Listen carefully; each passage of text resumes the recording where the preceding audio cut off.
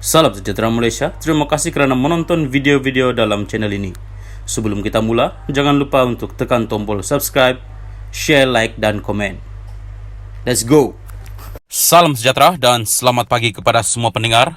Berita seterusnya bertajuk UMNO, dakwaan Zahid tak bertanding hanya propaganda politik. Berita penuh, UMNO menafikan laporan media bahawa presidennya Ahmad Zahid Hamidi tidak akan bertanding dalam pilihan raya umum ke-15 PRU15. Setiausaha Kerja UMNO Muhammad Sumali Radwan berkata tiada sebarang kenyataan sebegitu dikeluarkan oleh Ahmad Zahid, malah menyifatkannya sebagai propaganda politik. Saya tidak pernah dengar dan tiada kenyataan rasmi dari Presiden UMNO. Saya anggap hanya propaganda politik, katanya seperti dilaporkan UMNO online. Terdahulu, Sinar Harian melaporkan Ahmad Zahid tidak akan bertanding bagi mempertahankan kerusi Parlimen Bagan Datuk yang disandangnya sejak 4 Penggal lalu. Sinar Harian difahamkan tempat Ahmad Zahid akan diganti oleh sama ada anaknya Nurul Hidayah ataupun orang kanannya sendiri. Menurut laporan itu, pemimpin berusia 69 tahun itu membuat keputusan besar tersebut sebagai satu pengorbanan agar nama dan isu yang menyelubungi dirinya tidak dijadikan modal kempen lawan. Akhbar itu juga melaporkan langkah itu sekaligus menjawab teka-teki berhubung sokongan penuh UMNO bahagian kepada Ismail Sabri Yaakob sebagai calon Perdana Menteri jika BN menang PRU 15. Pada 23 September lalu, Ahmad Zahid dilepas dan dibebaskan oleh Mahkamah Tinggi di sini atas 40 pertuduhan rasuah berhubung kontrak sistem visa luar negara VLN. Bagaimanapun, Ahmad Zahid masih berdepan 47 pertuduhan lagi dengan 12 daripadanya membabitkan pecah amanah, 8 kes dakwaan rasuah dan 27 pengubahan wang haram melibatkan dana milik Yayasan Akal Budi. Salam sejahtera dan selamat pagi kepada semua pendengar. Berita seterusnya bertajuk UMNO, dakwaan Zahid tak bertanding hanya propaganda politik. Berita penuh, UMNO menafikan laporan media bahawa presidennya Ahmad Zahid Hamidi tidak akan bertanding dalam pilihan raya umum ke-15 PRU15. Setiausaha Kerja UMNO Muhammad Sumali Radwan berkata tiada sebarang kenyataan sebegitu dikeluarkan oleh Ahmad Zahid, malah menyifatkannya sebagai propaganda politik. Saya tidak pernah dengar dan tiada kenyataan rasmi dari Presiden UMNO. Saya anggap hanya propaganda politik, katanya seperti dilaporkan UMNO online.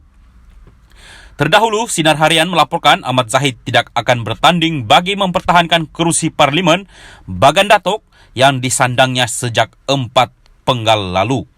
Sinar Harian difahamkan tempat Ahmad Zahid akan diganti oleh sama ada anaknya Nurul Hidayah ataupun orang kanannya sendiri. Menurut laporan itu, pemimpin berusia 69 tahun itu membuat keputusan besar tersebut sebagai satu pengorbanan agar nama dan isu yang menyelubungi dirinya tidak dijadikan modal kempen lawan. Akhbar itu juga melaporkan langkah itu sekaligus menjawab teka-teki berhubung sokongan penuh UMNO bahagian kepada Ismail Sabri Yaakob sebagai calon Perdana Menteri jika BN menang PRU 15. Pada 23 September lalu, Ahmad Zahid dilepas dan dibebaskan oleh Mahkamah Tinggi di sini atas 40 pertuduhan rasuah berhubung kontrak sistem visa luar negara VLN. Bagaimanapun, Ahmad Zahid masih berdepan 47 pertuduhan lagi dengan 12 daripadanya membabitkan pecah amanah, 8 kes dakwaan rasuah dan 27 pengubahan wang haram melibatkan dana milik Yayasan Akal Budi. Salam sejahtera dan selamat pagi kepada semua pendengar. Berita seterusnya bertajuk UMNO, dakwaan Zahid tak bertanding hanya propaganda politik.